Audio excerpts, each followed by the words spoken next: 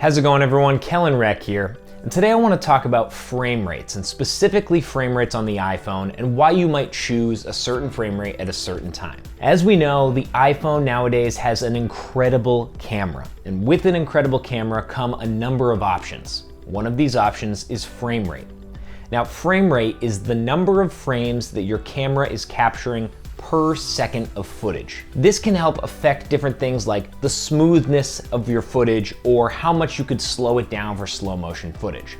So let's go through, we're gonna break down each of the different frame rate options that you have and how they can make your footage look different and why you might use them in different circumstances. Now, Apple has made changing the frame rate easier than ever. All you have to do now is open up your camera app on your phone, tap in the top right corner, and you can toggle between the various different frame rates. Now, if you're in the video mode, you can go between 24, 30, and 60 frames per second. If you're in slow motion mode, you can toggle between 120 frames and 240 frames per second. So we're gonna start with your standard frame rates. That's 24, 30, and 60 frames per second. For all of these three frame rates, the iPhone is capable of shooting at a 4K resolution, so that's exactly what we're gonna do.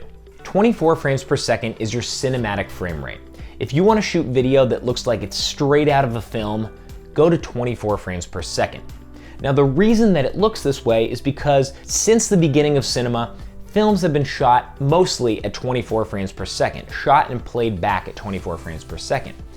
Because your shutter speed is usually double your frame rate, you get this nice motion blur that's happening when you're shooting at 24 frames per second, and it gives it that movie look. It's really a nice look, and I use this most of the time when I'm shooting standard speed footage on my iPhone. The next choice is 30 frames per second. This is your TV standard, according to NTSC standards. Now, in America, we use 30 frames per second for our TV standard. So pretty much every show that you're watching on television is gonna be shot at 30 frames per second. Now, this is changing a lot because we're getting a lot of more cinematic shows, but for the most part, TV shows are shot at 30 frames per second and they're played back through the broadcast at 30 frames per second.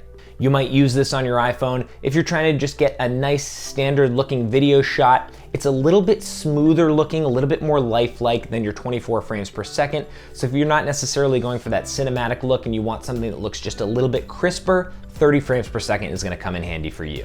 Next, we have 60 frames per second. Now, the iPhone, the latest iPhones can shoot 4K resolution at 60 frames per second. This is incredibly powerful, but with this comes high file sizes. So we'll talk about that in just a minute. 60 frames per second is really great for when you're watching sports on TV, if you're streaming video games, you get a really lifelike look to 60 frames per second. It's a lot of information coming in at one time, and it feels very, very smooth, much smoother than 30 frames per second and much, much smoother than 24 frames per second.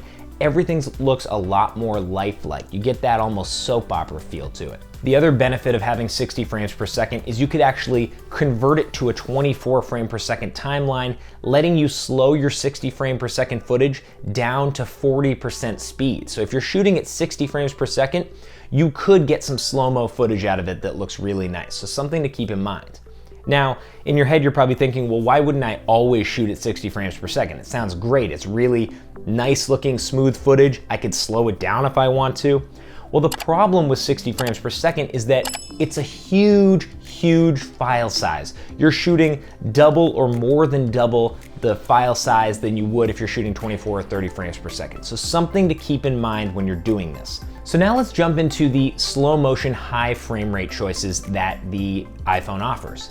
In this case, you'll need to swipe over from the video mode to the slow motion mode, and this is gonna enable two new frame rates for you, 120 frames per second and 240 frames per second. Now, when we're shooting these slow motion frame rates, we're not gonna be shooting at 4K resolution anymore. It'll drop us down to 1080p resolution, which is okay because you gotta remember now we're shooting many, many more frames. So if this were 4K, the file sizes would just be way too big to even handle. So when we're thinking about shooting slow motion, we wanna think about it in this way.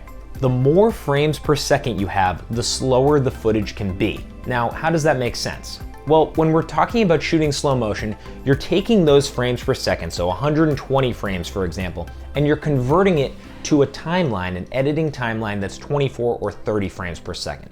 So let's take 120 frames, and we'll say we slow it down to convert to a 24 frame per second timeline.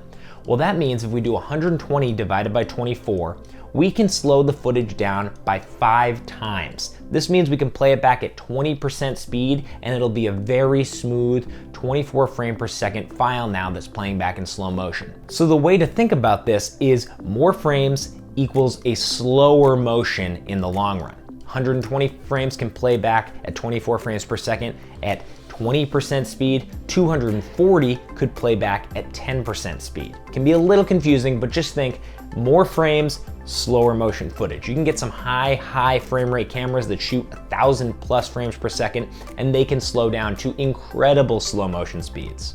So you'll want to use these slow motion frame rates when you're shooting some cinematic B-roll that you can put over the top of your video, or if you're shooting something cool that you want to see in slow motion. Just remember that when you're shooting in slow motion, you don't want to have to worry about audio, because any audio you're recording is going to play back as this slow motion jumble. If you're recording something that you want to ensure you're capturing audio, you should stick to those original frame rates, 24, 30, or 60. One thing to mention about all of this is if you're going into this shooting and you really want to make sure that you could slow down your footage, you want to avoid 24 and 30 frames per second footage. If you try to slow those down on a 24 per second timeline, you're gonna start to have this jittery footage because there's not enough frames to split. You end up having multiple frames covering. It becomes a jumbled mess. I can show you here how that looks. You don't wanna do it. So if you want slow motion footage, start at 60 and go to 120 and 240. Don't worry about shooting in 24 or 30 if you want slow motion footage. So here I'm gonna show you an example of all of these frame rates next to each other, just so you can see how they look when they're sitting next to each other with the same type of shot. You can see 24 frames per second, 30 frames per second, a little bit smoother, 60 frames per second, even smoother than that. And then you've got your slow motion, 120 frames per second and 240 frames per second. So these are the standard frame rates that an iPhone can shoot. It's really powerful that it has all of these options, and you can use them in a number of different ways, and hopefully this video helped you to understand that. Thank you so much. Leave a comment down below if you have any questions and I'll get to it in a future video. Subscribe if you're enjoying this content, and we'll check you back in the next one. Thanks, guys.